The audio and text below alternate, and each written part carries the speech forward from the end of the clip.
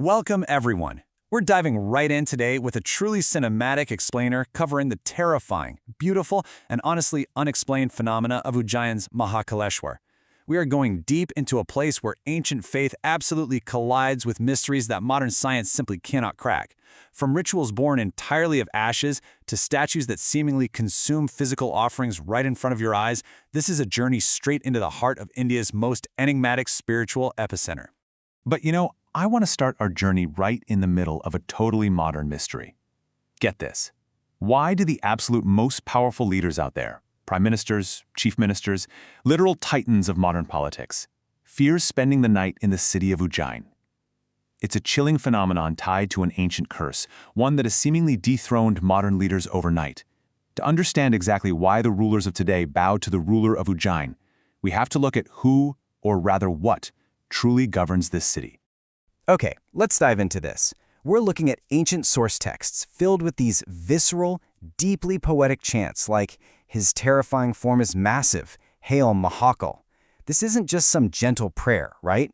It's a declaration of absolute, awe-inspiring power. Mahakal is a fierce manifestation of Lord Shiva, and let me tell you, the devotion here is intense, it's raw, and it is completely unwavering. Section 1. The Lord of Time. So we need to look at what the name Mahakal actually represents, because it's kind of the foundation of everything that happens in this ancient city. The Sanskrit word kal is, well, it's incredibly profound. It translates to both time and death, and the sources detail this core belief that Mahakal is the master of both. He sits completely beyond mortal constraints. He's the ultimate controller of the universe's timeline and the inevitable end that comes for literally all things. When you understand that dual meaning, the sheer reverence the city holds for him makes perfect sense. And you can actually see this physically represented in the temple's architecture.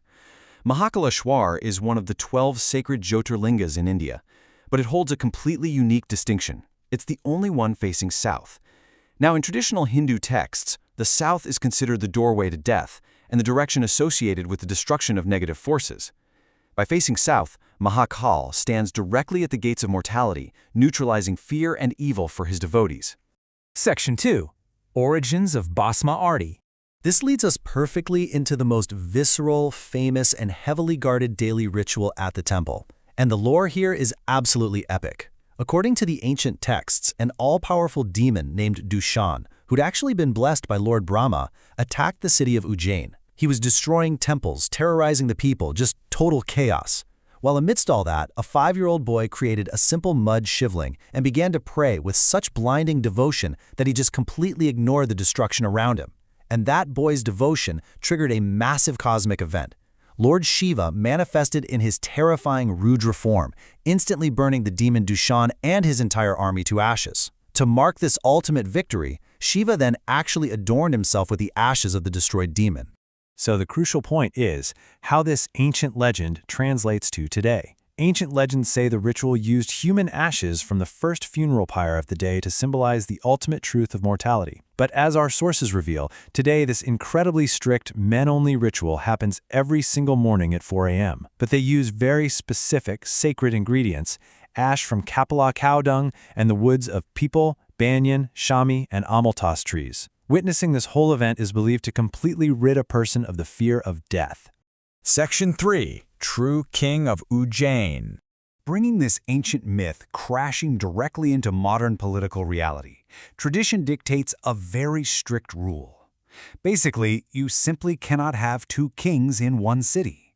And in Ujjain, Mahakal is the undisputed sovereign. He is the ultimate ruler. Therefore, any mortal ruler, whether it's a king, a minister, or a modern politician, who attempts to stay overnight in the city is seen as directly challenging that cosmic authority. Now, what's really interesting here is the actual historical timeline. It's fascinating. In 1979, India's Prime Minister Morarji Desai stayed the night in Ujjain. The very next day, his government fell.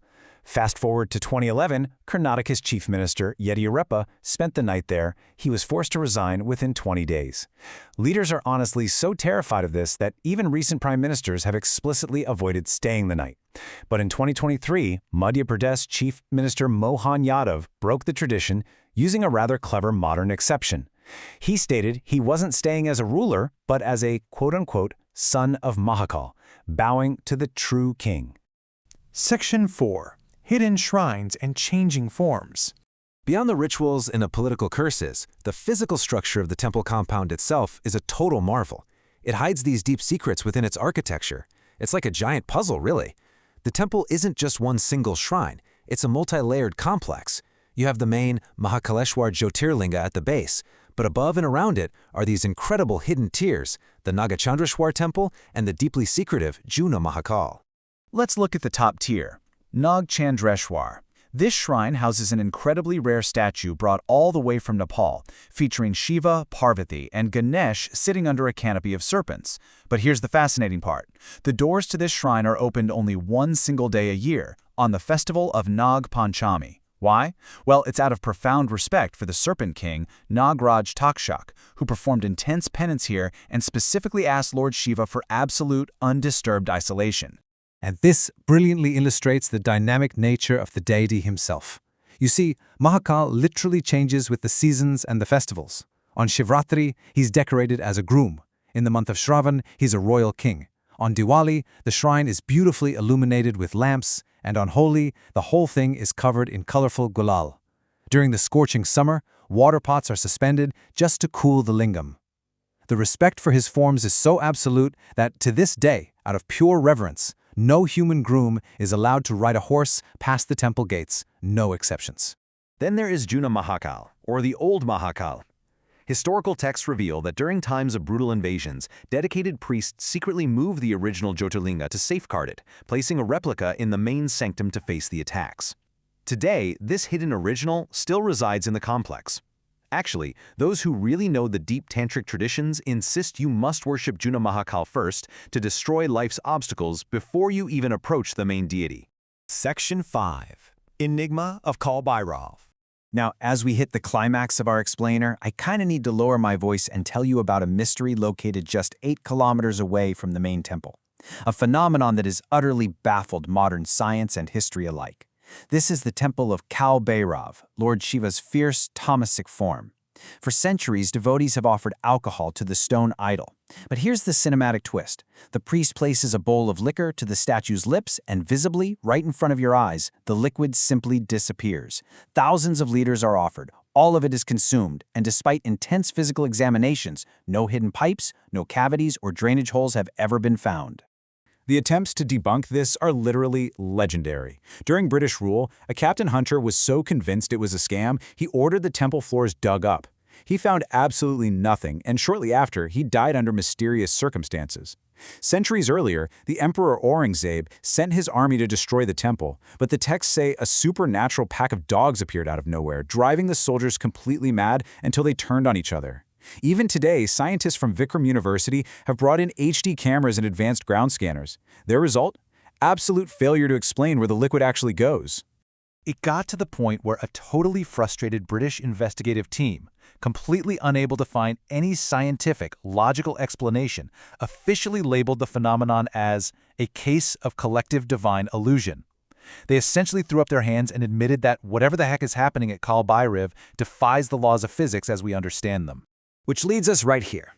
Looking at the ashes of Basma Arti, the fallen prime ministers, and the physically impossible vanishing offerings at Kal Bhairav. So I have to ask you, is all of this just incredibly persistent ancient tradition, or is there a genuine, terrifying supernatural force residing in Ujjain that modern science will simply never be equipped to understand?